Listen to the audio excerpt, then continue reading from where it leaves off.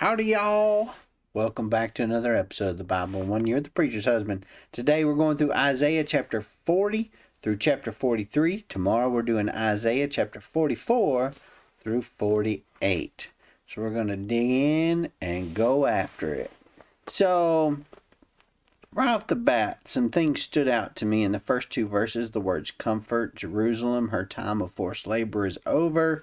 This is talking about redemption. This is talking about the redemption, the restoration of Jerusalem.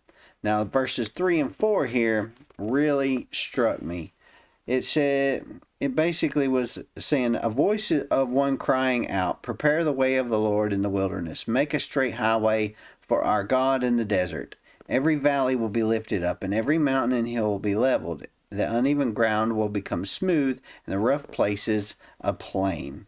Now, the fulfillment most immediately in view here is the return of the Jewish people after the end of the exile. But the ultimate fulfillment of these verses is the work of Jesus Christ, as signaled by the quotation of verse 3, along with Malachi chapter 3, verse 1, Mark chapter 1, verses 2 and 3, and of course the identification of the voice here as that of John the Baptist.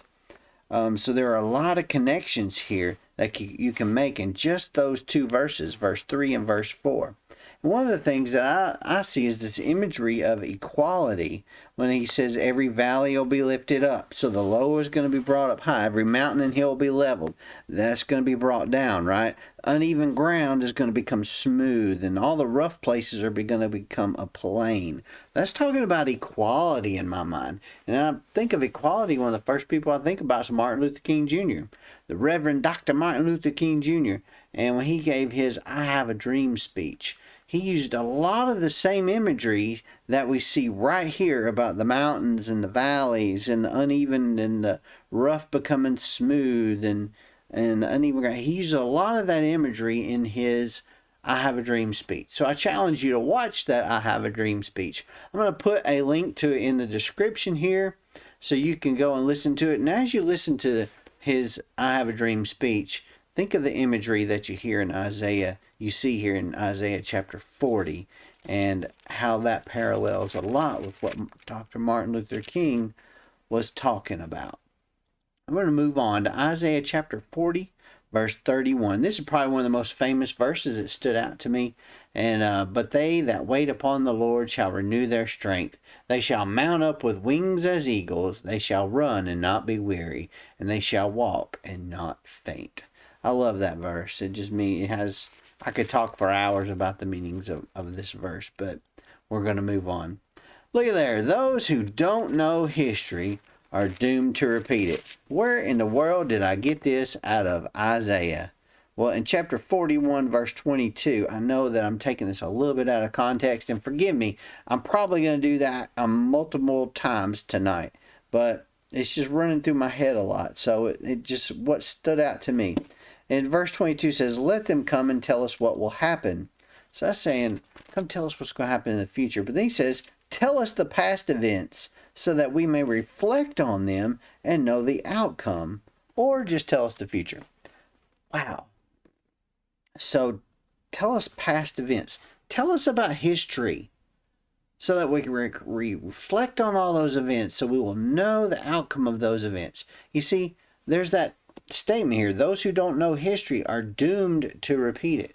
But I also say those who do know history are destined to repeat it, because you want to repeat the good stuff, but you want to avoid repeating the bad stuff. Don't be doomed, be destined. Next on our list here is Isaiah chapter 42 verse 20. Now, this right here is, God describes his servant Israel as blind and deaf. This is in verse 18 through 20, as to put it in context here. And these physical disabilities actually represent spiritual disabilities, not the physical ones. And they don't perceive God's guidance. The people that have these disabilities, they don't see how God is leading them, is essentially what it says. And the verse says this: though seeing many things, you pay no attention. Though his ears are open, he does not listen. Anybody know any folks like that? Have we been like that ourselves at some points in our life? I think most of us have, unfortunately. We're going to move on to the next verse here, Isaiah 42, verse 21. The Lord is well pleased for his righteousness' sake. He will magnify the law and make it honorable. Now, I'm going to just go on and tell you right now, I don't understand what I'm fixing to tell you about. And this verse right here is kind of the underlying theme of where people came up with this theory of atonement, this governmental theory of atonement. So there it is, the governmental theory of atonement in Isaiah 42, verse 21. And according to this theory, the cross of Christ is the ultimate demonstration of God's hatred for sin. Now, understanding the seriousness with which God takes sin, humanity is motivated to cease from sinning. While this view portrays Christ as suffering for us, it does not lift him up as a substitute sacrifice for our sin. So what do you think about that? I don't know what I think about that right now. I'm still pondering on that concept of the governmental theory of atonement. Not even sure that should be a theory or not, but I'm going to think about it and I'm going to decide. I'm going to figure that out. Next, and last but not least, of course, is chapter 43, verse 11, when God says, I, yes, I am the Lord, and there is no other Savior. Wow. Now, I always thought that Jesus was my Savior. And some people don't necessarily believe in the divinity of Christ. Some people don't believe, even though they call themselves Christians, don't believe that Jesus Christ was divine, was God incarnate that walked upon this earth. And I was looking at statistics, and there's tons of Christians that just don't believe that Christ was God. Wow. So here, if there is no other Savior other than God, then Jesus had to be God, right? If Jesus is our Savior, Jesus is God, because God is our Savior, right? That's just one more piece of proof for the divinity of Christ, in my opinion.